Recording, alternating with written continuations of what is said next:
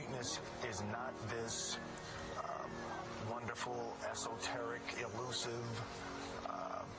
godlike feature that only the special among us will ever taste. You know, it's something that truly exists in all of us. It's very simple. This is what I believe, and I'm willing to die for it.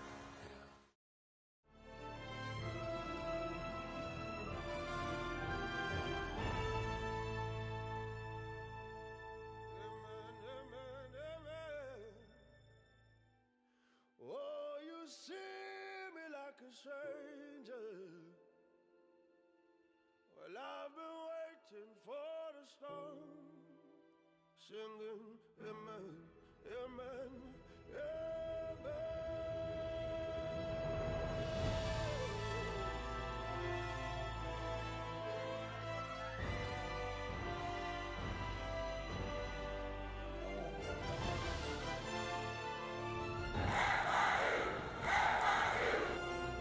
Breaking up the cage, tell them lock the change. Adrenaline in the rage, I may never change. Coming through my heart, dilute my pain. Compressing all the stress, asthma on my chest, running out of breath. They gon' know my name. Straight up out the mud, brush the dirt up off me. Going hard, hit them where it hurts, kill them softly. Bone stress, trying to clear my mind, even smoke less, hopelessness. But I'm in it, full-fledged, chalk reckless. Coming for your neck, no strap though. Running it. Both legs, bro. Word around town that they coming for my head, though. Funny thing about it, they don't know it's in my head, though. Schizo, maniac, finna go klepto. So hands-on, it's gonna hard for me to let go. Lego, my ego in the same boat. With a slow leak, screaming at the world till she prank-o. 2 middle fingers to you all till I'm dead and gone.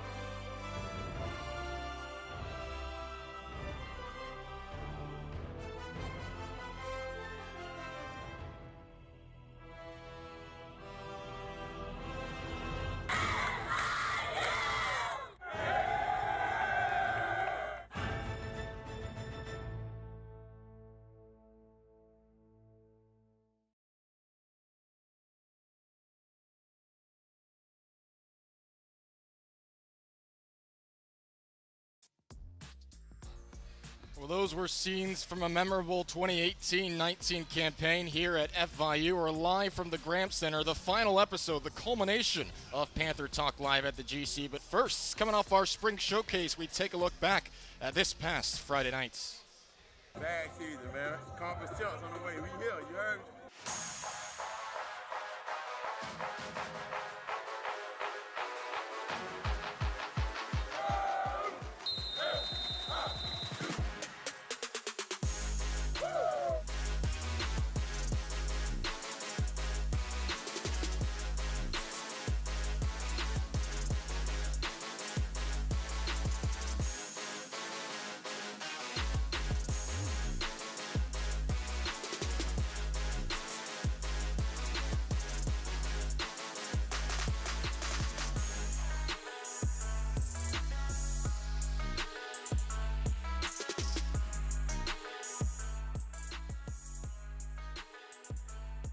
We'll see you on the sidelines, and we'll see you next fall. Thank you for being here tonight. Well, good times at Ricardo Silva this past Friday night, and good times here at the GC all throughout the 18-19 season. Thanks for joining us all year long on Panther Talk Live at the GC. AJ Ricketts joined by James Morgan for the first time on Panther Talk this season. Man, what a fun spring. A genuinely productive spring. The coaches seemed really happy. It wasn't coach speak. They seemed happy with the progress, the progression throughout the past couple weeks. Butch said it's the best spring he's been a part of here, so you have to be happy with that. How do you feel it's gone the past couple weeks? Yeah, definitely. I'd have to completely agree with that. You know, one of the things that Coach Davis had said at the start of spring was the biggest focus was improvement, right? Like all around. Like we have 15 practices. Let's be a better football player. in 4 weeks than we were at the start, and we just had our accumulation final meeting today, and I think that we definitely met those standards. We're getting better every day. Offensively, defensively, we're really competing. I think we got a lot of really good stuff going into the summer that we can work on to produce a good final result for the season. It had to feel like a complete 180, I'm sure, from last season, because you're learning a new language in 2018, and here, I mean, you've been at the training wheels have been off for a while. I mean, how much more comfortable were you each and every practice and what you were trying to do?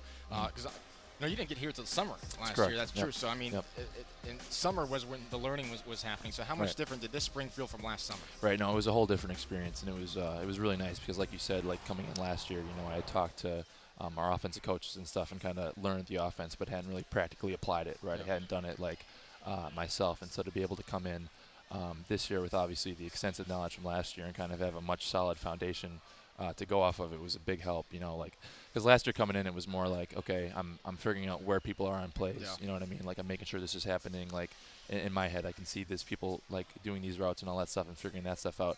And then this year, it's kind of a whole nother focus. It's okay, I already know all that stuff, I have that down second nature now. It's okay, when they do this coverage, this is how I want you to run that route.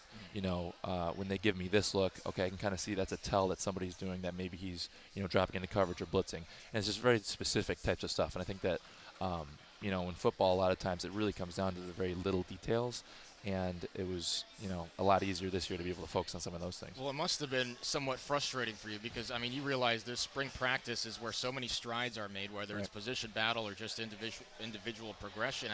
And you weren't able to compete last spring. You were waiting to get here over the summer. You were finishing up at Bowling Green. And, I mean, that must have been tough, that period of time. I mean, you're not used to not playing football with a team in the spring, and you were just waiting to get here to Miami. No, that's completely correct. I mean, it was really weird last year, like not having football for such a long period of time. You're so used to this routine of as an athlete, as a student athlete, you have all this stuff that you have to do, and to not be able to have that and kind of, try to learn the offense, but like I said, not be able to do it. It definitely was tough. I definitely had to watch a lot of the spring clips and a lot of, Alex Magoo coming in last summer, but completely different feel this year, which would be nice. Well, I remember because you announced that you were coming to FIU, that you were transferring, so I followed you on Twitter, and then it was a continuous flood of FIU retweets. I was like, this guy can't wait to get here. Oh, yeah, man. He's sitting in Ohio, in a hold up in Ohio. That's the thing, right? Like, you're seeing all these, like, snaps of, like, okay, spring ball, and it's, like, sunny Florida, 80 degrees, and then you got the snow on the ground, and, like, I would go out and run, and it would be, like, I would be running literally through the snow on the Bowling Green football field, like at dark when they're done practicing and stuff like that. And it's like it's a completely different feel coming, and I couldn't wait. Get me out of here. Let me work with my teammates. Right. Talking back here to this spring, Coach Skrowski was talking about the development of a lot of different folks. He said with you, the biggest improvement has been with your footwork, which in turn has helped with your accuracy moving forward. Yeah. I think it's one of those things. The little aspects of quarterback play that gets overlooked. Footwork, so simple. Yeah. What has been the dynamic of improving that, and how much has that impacted what you're trying to do? Sure. Well, I think you said it, and Skrowski says it all the time. It's that footwork is, the basis of really accuracy. You want your feet to be at the target. You want calm feet, close to the ground, able to throw whenever the receiver breaks open.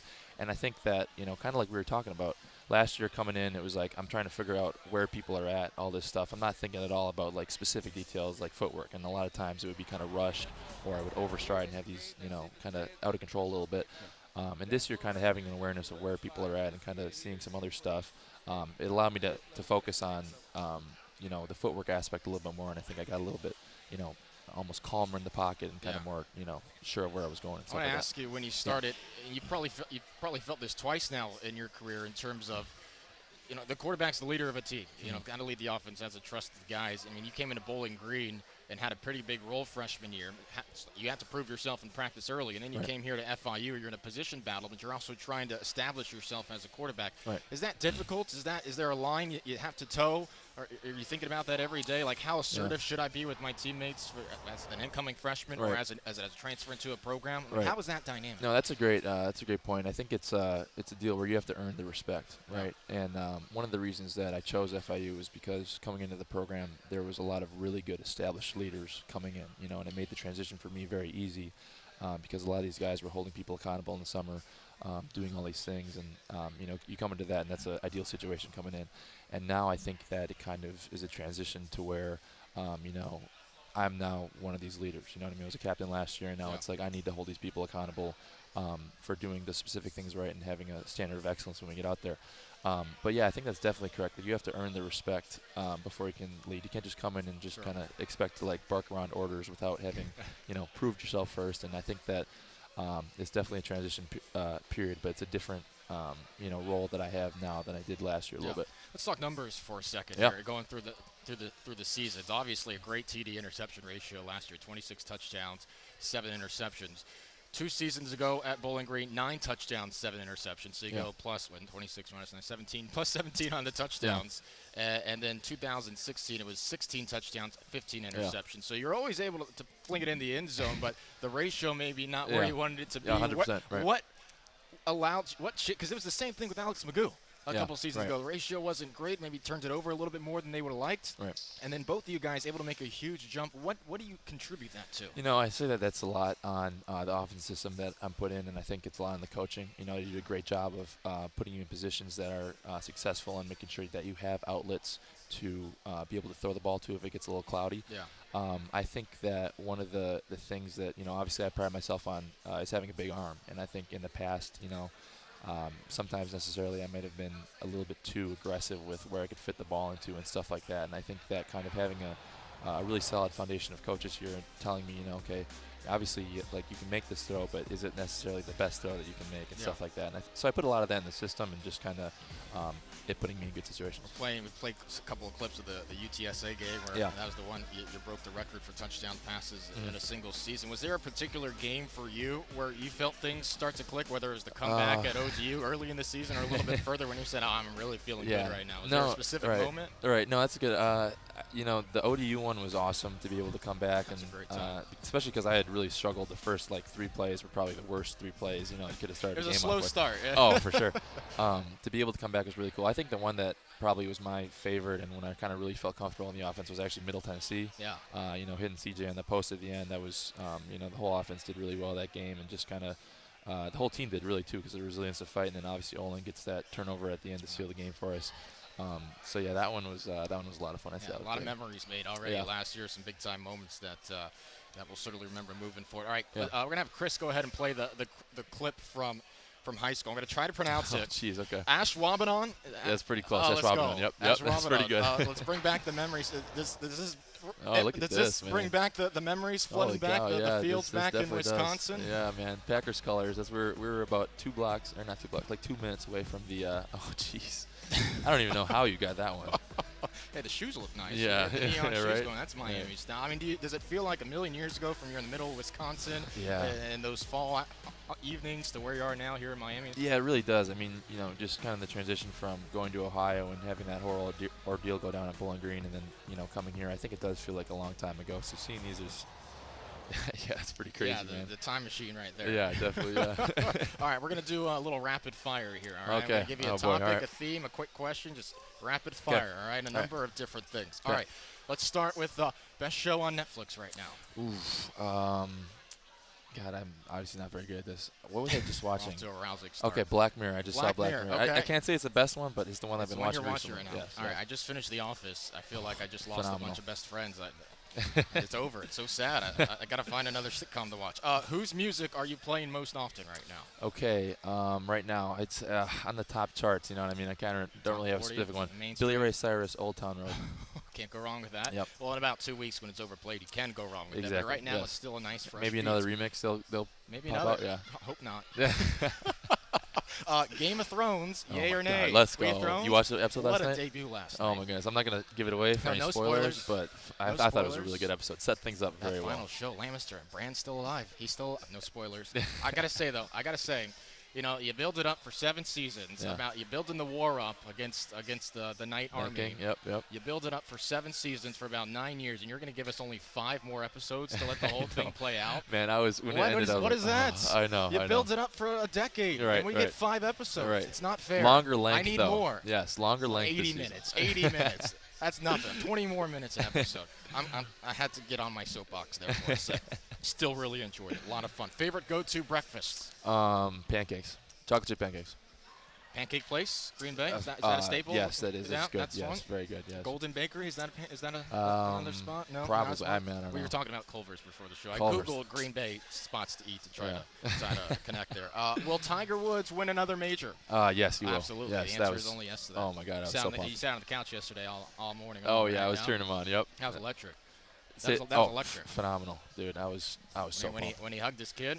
Yeah. Evoking emotion in all of us. Right. We were talking about that with his dad and his kid. It was awesome to see Earl that. to hugging his kid and his mom was still there. That's awesome. That's phenomenal. Yeah, Tiger fans right here. Big fan. Yes, sir. Better set of tattoos. This is a tough one here. Okay. Might get you in some hot water. Better set of tats. Alex or Shane Magoo? Oh, come on, man. All right, I got to go. We asked the hard-hitting question. Sorry, Shane, because I shouldn't say this because Shane's my opposite lineman. But and your roommate, right? And my roommate, yes. But I think Alex has the better tattoo set right now. You know, he got some, he's got this whole side going. I never actually really looked good. at the tattoo. I just seen. I never comprehended what's on the sleeve. Yeah, I'm not exactly sure, but you know, currently, I think give Shane some time. You know, he's got some good stuff going.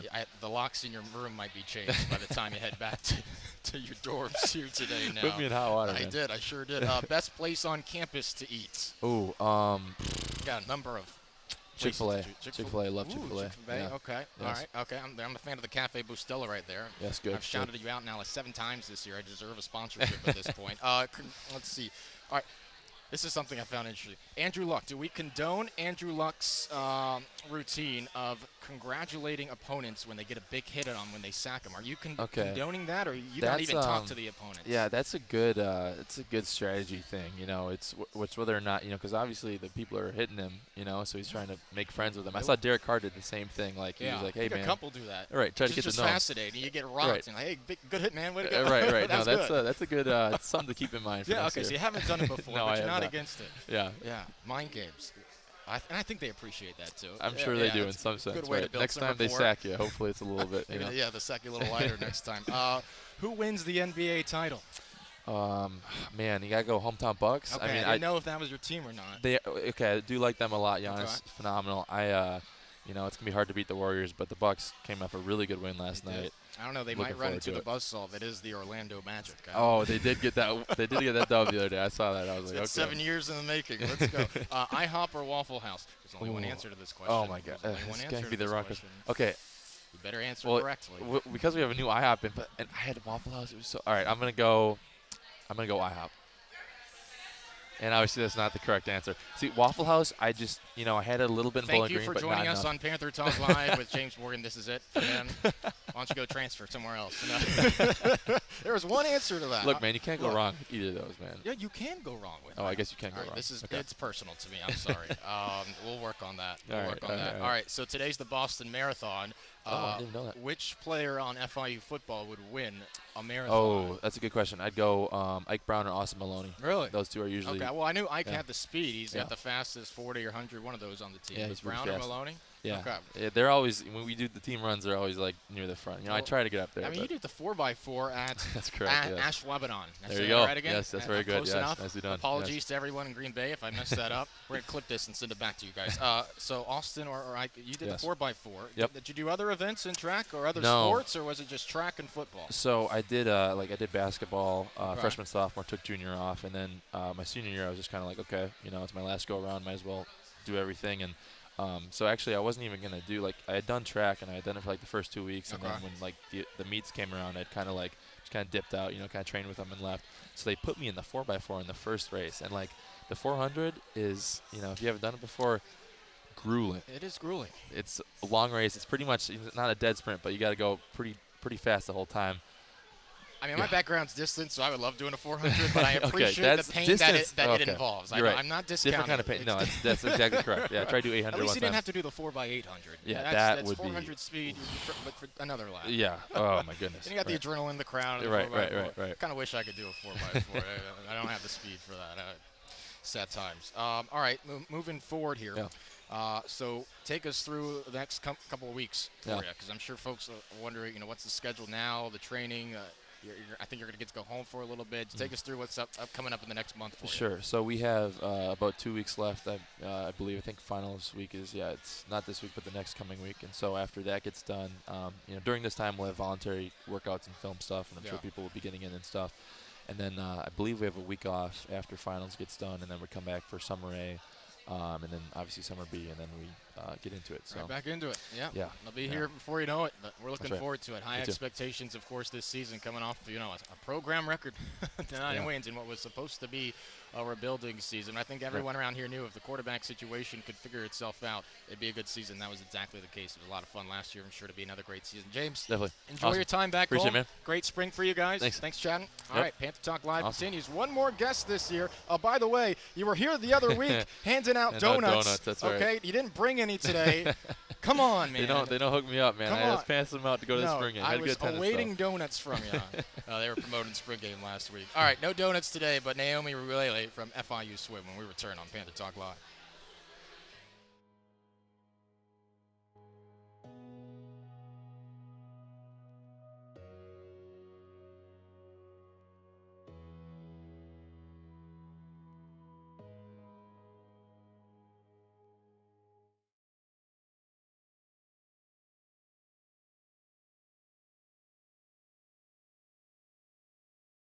We're a university founded on the side of an airport, reaching new heights. It's in our DNA. And since then, we've dedicated ourselves to solving the big problems facing our community and the world. We believe that crazy startup idea isn't so crazy, that families without health care shouldn't have to go it alone. We believe we can be better prepared for the next hurricane, and that our coral reefs can be saved. And that's because, above all else, we believe in you. Hey baseball fans, come visit the Mississippi Gulf Coast for college baseball at its very best. Biloxi, Mississippi is thrilled to be hosting the First Bank 2019 Conference USA Baseball Championship presented by Air Force Reserve at MGM Park May 22nd through May 26th. So order your tickets now and plan your trip to the Gulf Coast. For more information, go to conferenceusa.com or to order tickets, call 877-344-2174. Stronger together. Innovative. Pushing ourselves to think outside the box. We love to compete. Any team. Anytime. And any place. Inspiring others through service and achievement. Comfortable leading in a different way. Preparing for life beyond athletics. Determined to achieve our vision. Building the next generation. And we aren't afraid of doing it our way. This is the CUSA way. Hey softball fans, come visit the Iron City for college softball at its very best. The UAB Blazers are thrilled to be hosting the 2019 Air Force Reserve CUSA Softball Championship at Mary Bowers Field, May 8th through the 11th. For more information on this year's softball championship, head on over to conferenceusa.com or to order tickets, visit uabsports.com or call 205-975-UAB1.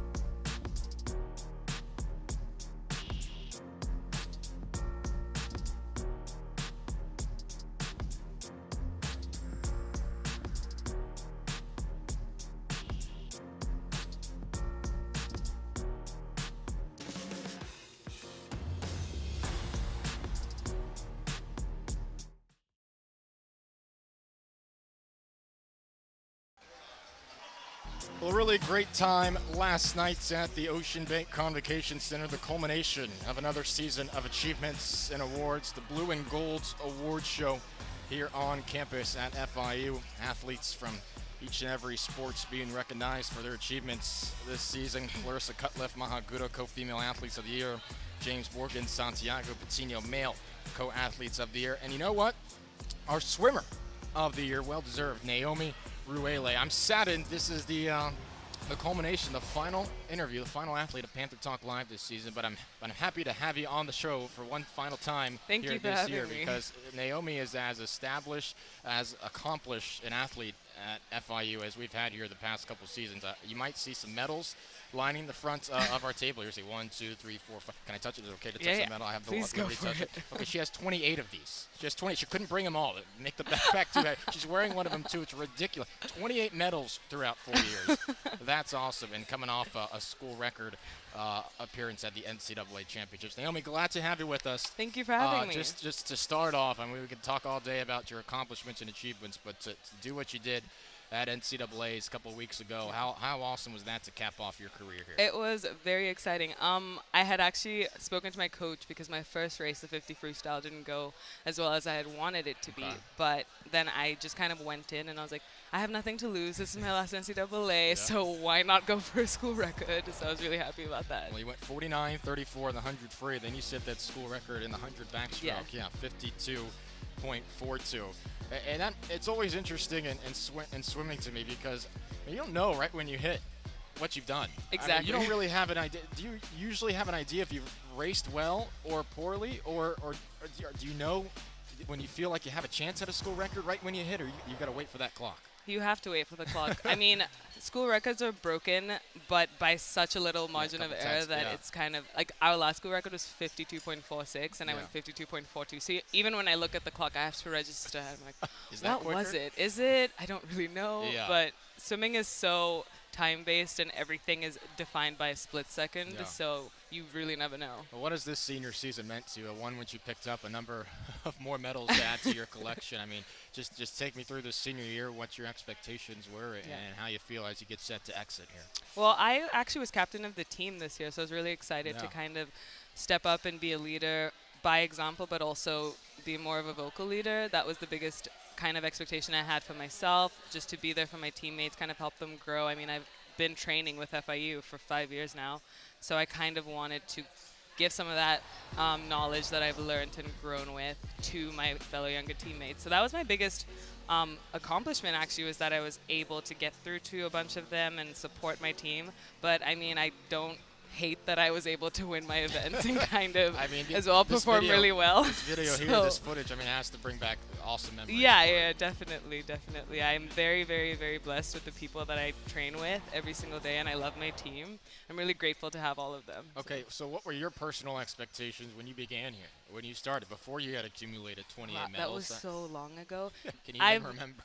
I can try.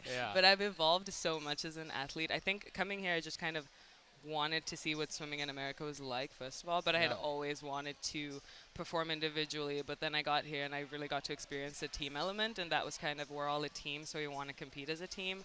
So a little bit of that individuality became more about the team, and as I grew as an athlete, I realized that me performing well for myself equals me performing well for my team and everyone that I have to support me. So my goals kind of changed as seasons progressed, but they've always been the same: to be there for my team, to compete well. Yeah. We've had Randy on the program a couple times. What was it like to swim under him, and Rio, the diving coach? What was it like to have them as coaches throughout your time? It's always fun. I mean, we have 3 coaches, and they all support us. They care about us, past just being swimmers, but more helping us grow as people, helping us kind of evolve, helping us find our purpose with swimming. So I think once you're able to kind of have that support system of those coaches, that's very rare to have support from coaches like that.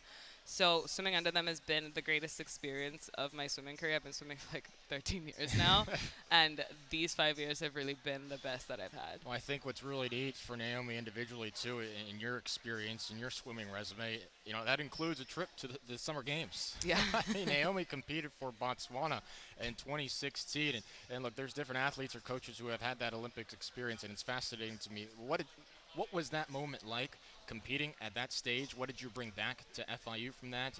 And just take us through the summer of 2016. It was very overwhelming.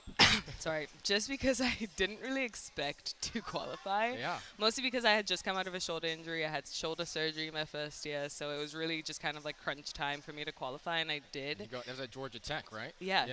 And I was very excited. But being there, it was unlike anything I'd ever experienced before. And I was with Randy, actually, and we both kind of just walked up and we were so overwhelmed and so surprised. There were so many people, so many things happening. But it was very exciting, and it was a learning experience for me, and I got to kind of explore the swimming world as it pertains to outside of just FIU. So I think I brought that back, kind of like helping people and speaking to a lot of my teammates about that experience really motivated a bunch of them, so that was exciting. I imagine, were you able to participate in the opening ceremonies and walk out of that tunnel and walk around? You walk out and there's about like hundreds of cameras, there's lights everywhere, there's people, performances. It was exciting. Were you one of the people just snapping the whole thing? Were you on the cell phone the whole time? You can actually find a YouTube video of me with my phone out and just be like, I'm sorry. Can everybody hold on? Just in awe. Yeah, I was very shocked. You know what? That's a pretty good thing to put on the story. You know, exactly. I'm at opening ceremonies at the Olympic Games. So I'm sure they had a Snapchat filter for that. They actually did that many, and I was like, which one do I pick? You got to use one for every filter. I'm sure you were picking other swimmers' minds and brains and their journeys and trying to learn. What lesson or mantra or just anything did you take from those games? The biggest one I took was actually from Alia Atkinson. She swims for Jamaica, and she always told me that you can be the only swimmer, but you always have a team behind you, and that's just very hard because when you're the only person competing for your country, it's just you and your coach and then maybe like your support staff, so it's always very can kind of get lonely. But she always told me that no matter what you do, remember that you have a support system even if they're not here, so you can kind of feed off their energy as well. Always cool to have a nation across your chest. Exactly. A little bit different. There's always support. That's pretty awesome. All right, so we were talking to James about his upcoming plans. All right, you're graduating. Congratulations. Thank 2 weeks you. coming up in a couple. What's the degree in? What are you getting? Bachelor in Communication Arts and Bachelor in English. Very good. All right, so tell us the upcoming plans. What's up next for you? You're trying to continue swimming here. What's coming up next for you? I'm going to definitely continue swimming. I'm trying to go to the World Championships in South Korea in August, and then I'm going to continue to try and qualify for the next Olympic Games, and then I'll gauge where I am at that point in my life. But I'm moving to New York, so I'm going to go train there. Yeah. I'm going to finally become a professional, as they call them. So I'm really excited for that. That's awesome. Well, we're proud of you. It's been an incredible 4 years years for you here at FIU. Now make sure you have 28 of these. Don't lose any in transportation. I'll do my best. Luggage. I'll definitely do my best to keep all of them. I'll take them on my carry-on. There you go. Keep those safeguarded very well. Awesome. Naomi Ruelle, all-conference All-American for FIU. All right, that's been it for Panther Talk Live. Another great season year edition here at the Graham Center. Thanks for joining us all year long on Facebook Live. It's been a pleasure, from Butch Davis in the fall to our athletes here in the spring. Been a great time. Still more good times to come with baseball, softball, track and field. A lot of teams still finishing action here in the final few weeks. I'm AJ Ricketts from the Grand Center. Bidding you good day. Thanks for joining us all week, all year long.